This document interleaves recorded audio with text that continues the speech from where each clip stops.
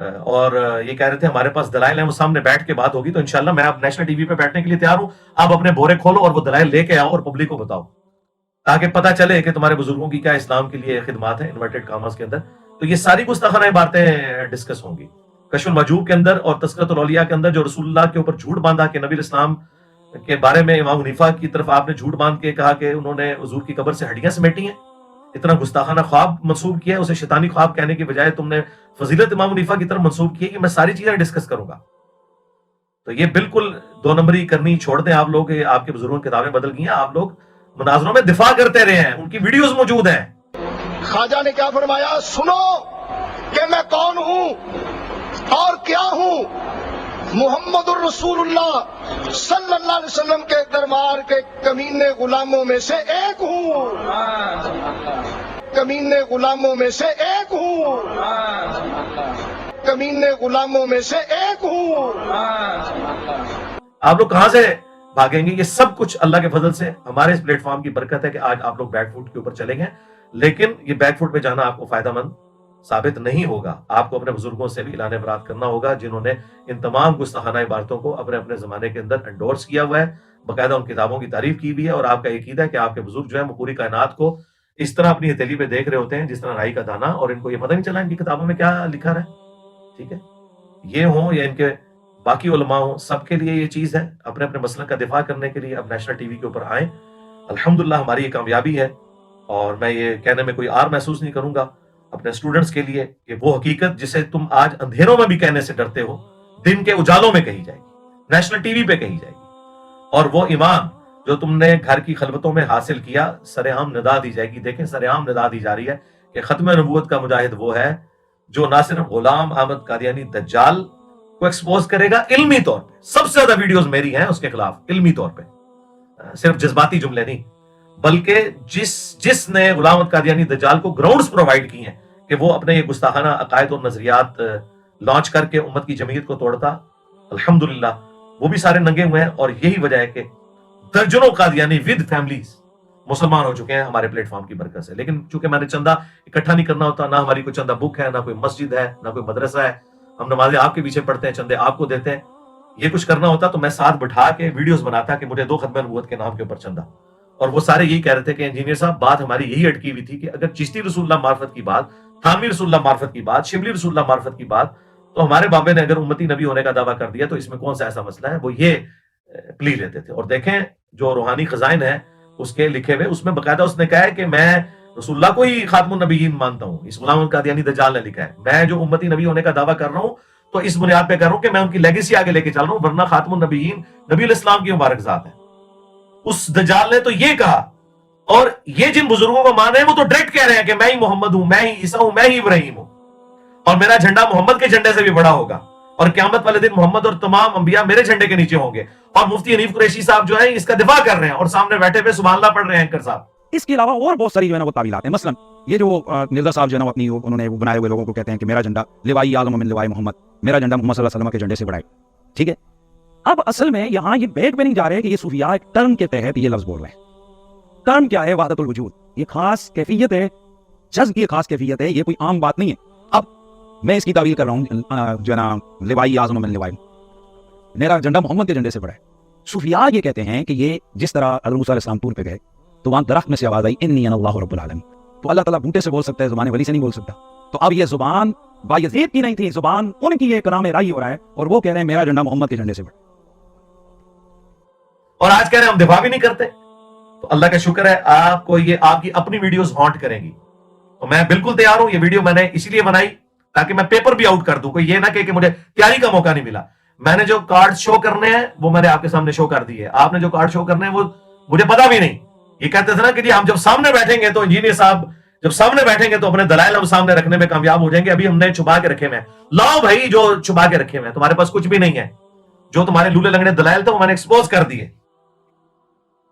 تمہارے پاس یہ پرنٹنگ والا تھا تو پرنٹنگ تم کر رہے ہو. تمہارے بزرگوں نے یہ حرام کی کمائیاں کھائی ہیں ساری. وہ ساری حرام کی کمائیاں کھاتے رہے. میں نے بزرگوں سے بھی ثابت کیا کہ کتابیں کوئی نہیں بدلی ہوئی ہیں. آج تم لوگ منکر ہو گیا. دوسرا ان کے پاس دلیل ہوتی تھی کہ جی 3 لوگوں سے قلم اٹھا ہوا ہے. صحیح بخاری کی جو تعلیق روایت ہے مولا علی علیہ السلام سے اور جامع ترمذی میں موجود ہے. جب سیدنا عمر رضی اللہ تعالیٰ عنہ علیہ السلام نے ایک پاگل شخص کے اوپر حد جاری کی تو سیدنا علی نے کہا کہ اے امیر المومنین 3 لوگوں سے اللہ نے قلم اٹھا لیا ہے، ایک پاگل شخص جب تک کہ وہ صحتیاب نہ ہو جائے، دوسرا سویا ہوا شخص جب تک کہ بیدار نہ ہو جائے، اور تیسرا نابالغ جب تک کہ بالغ نہ ہو جائے۔ تو حضرت عمر نے اپنا ڈیسیژن واپس لیا، اور یہ مرفون بھی ترمذی میں آئی ہے کہ نبی علیہ السلام نے فرمایا 3 لوگوں سے قلم اٹھ گیا۔ تو یہ کہتے تھے کہ ہمارے سارے بزرگان دین جو ہے مجذوب تھے، کلندر تھے، پاگل تھے، تو بھائی پاگل ڈکلیئر کرو نا۔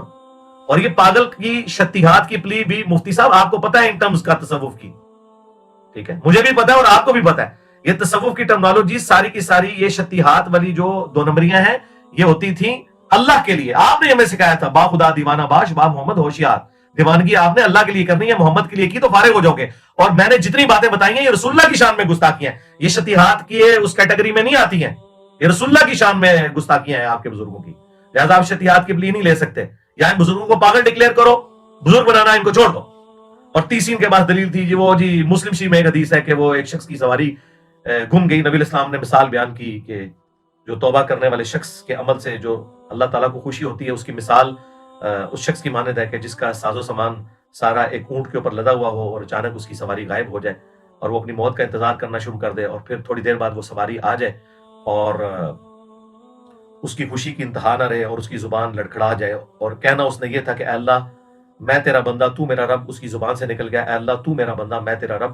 آگے نہیں پڑھتے من شدت الفرح، خوشی کی شدت کی وجہ سے زبان لڑکھڑائی، یہ نہیں کہ بیٹا پڑھ چشتی رسول اللہ، پہلے صحیح کلمہ پڑھوایا اور پھر چشتی رسول اللہ بھی پڑھوایا، اور یہ ایک واقعہ تھا اور نبی اسلام نے کہا کہ وہ خوشی کی وجہ سے زبان لڑکھڑا گئی، یہاں تو انٹینشنلی پڑھوا رہے تھے یہ، تو یہ ان کے پاس بڑے بڑے دلائل ہوتے تھے۔ اور پھر اب آخری انہوں نے پک چھوڑی ہے جی بخاری مسلم میں بھی ایسی حدیثیں ہیں جو آپ نیشنل ٹی وی پہ نہیں پڑھ سکتے، اور بتا کون سی حدیث ہے ہم پڑھ کے بتائیں گے اور اس کی ایکسپلینیشن بھی کریں گے۔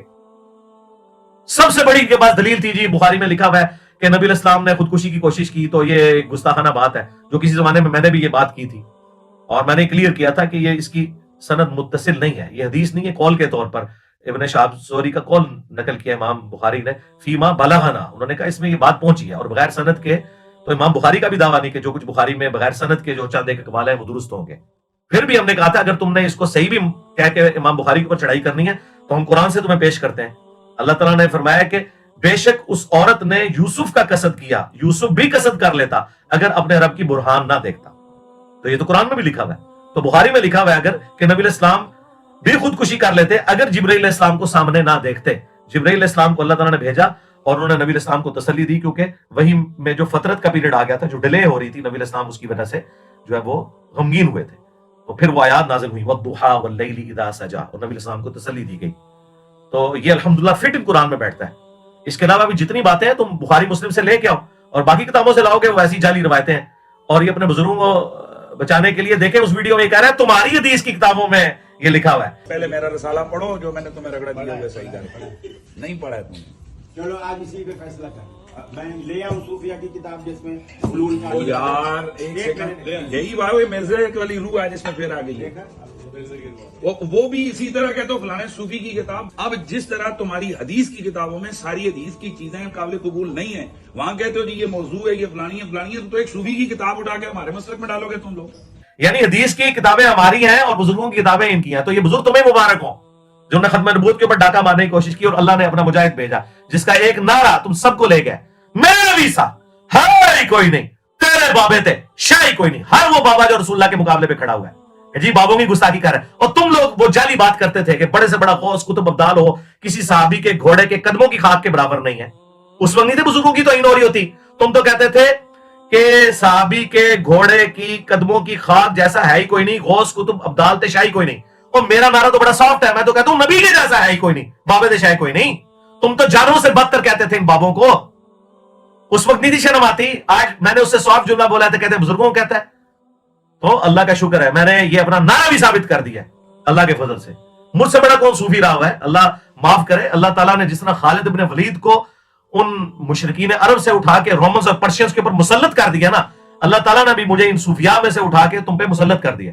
ہاں کیونکہ وہ بھی کیا دن تھے، ہم بھی ایک جن تھے، آج ہم دیو ہیں، جنوں کے بھی پیو ہیں اللہ کے فضل سے۔ ہمارے علمی دلائل کے سامنے یہ سب کے سب فیل ہے، اور یہ میں تفنن کے طور پہ، میرے ساتھیوں کو پتا ہے میری طبیعت بڑی جولی ہے، اس لیے دیکھیں اتنی میمز بھی بن جاتی ہیں اور فنی کلپس بھی بنتے ہیں۔ میں یہ ساری باتیں کوئی تکبر کے طور پہ نہیں کرتا، کیونکہ اس کے بعد میں نے کوئی چندہ ڈیمانڈ نہیں کیا آپ سے، میں نے کوئی مدرسہ نہیں بنایا, میں نے کوئی فرقہ لانچ نہیں کیا, الٹا نمازیں آپ کے پیچھے پڑھیں, چندے آپ کو دیں. آپ لوگ تو رمضان نشیات میں اکٹھے بیٹھو, نماز کا ٹائم آئے تو اپنے اپنے مدرسوں میں چلے جاؤ. میرے جیسا تو سافٹ بندہ ہی کوئی نہیں اللہ کے فضل سے. اور اللہ کا شکر ہے جس طرح ہم نے یہ مقدمہ لڑا, اس طریقے سے کسی نے نہیں لڑا اللہ کے فضل سے الحمدللہ. ابھی یہ پچھلے دنوں جو ختم نبوت کا ایشو جو ہے وہ قاضی فائز عیسیٰ صاحب کی عدالت میں اٹھا, اور میں نے الحمدللہ بالکل ڈنکے کی چوٹ کے اوپر سپریم کورٹ کے اس فیصلے کی مذمت کی, اور میں نے جس طرح علمی دلائل سامنے رکھے, اور اس میں نے بتایا کہ بریلوی دیوبندی اہل حدیث کے بزرگوں نے بھی قرآن میں تعریفات کی ہوئی ہیں, وہ میں نے چیزیں ہائی لائٹ کی. تو مجھ سے رابطہ کیا جسٹس شوکت صدیقی صاحب نے حافظہ اللہ تعالی, ہمارے بڑے قریبی دوست بھی ہیں, جو اسلام آباد ہائی کورٹ میں تھے اور بعد میں ان کو ایک ظالمانہ طریقے سے اسٹیبلشمنٹ نے اس وقت کی ہٹایا, تو بڑے اپ رائٹ ہیں.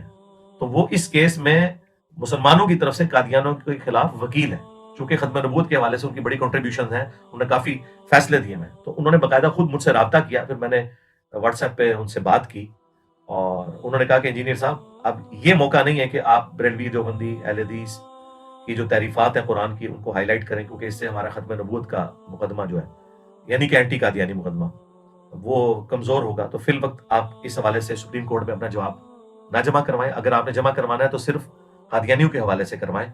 اس ٹاپک کو ابھی فی الوقت بیک فوٹ پہ کر دیں, انشاءاللہ بعد میں اسے دیکھیں گے. میں نے کہا آپ نے مجھے بارہا کہا ہے کہ میں آپ کے کیسز بھی فری لڑوں گا, چونکہ وہ ویڈیوز کے اعتبار سے میرے اسٹوڈنٹ بھی ہیں, وہ بھی ان کی پوری فیملی بھی. تو میں نے بعد میں آپ کے ذریعے یہ مقدمہ بھی لڑوانا ہے, ان کا بالکل لڑیں گے, لیکن اس وقت ہم اس ایشو کو ریزالو کریں. تو ان کی پرسنل ریکویسٹ کے اوپر, بلکہ میں تو ان کو آنر دیتا ہوں کہ ان کے حکم کے اوپر میں نے ایون اس ٹاپک پہ بیک فوٹ پہ چلا گیا, میں نے سپریم کورٹ میں بھی جواب جمع نہیں کروایا, حالانکہ سپریم کورٹ نے اوپن رکھا ہوا ہے کہ کوئی بھی آگے جواب جمع کروا سکتا ہے. میں نے کہا کہ ہماری طرف سے کوئی ایسی بات نہ چلی جائے کہ یہ رخ مقدمے کا اس طرف چلا جائے.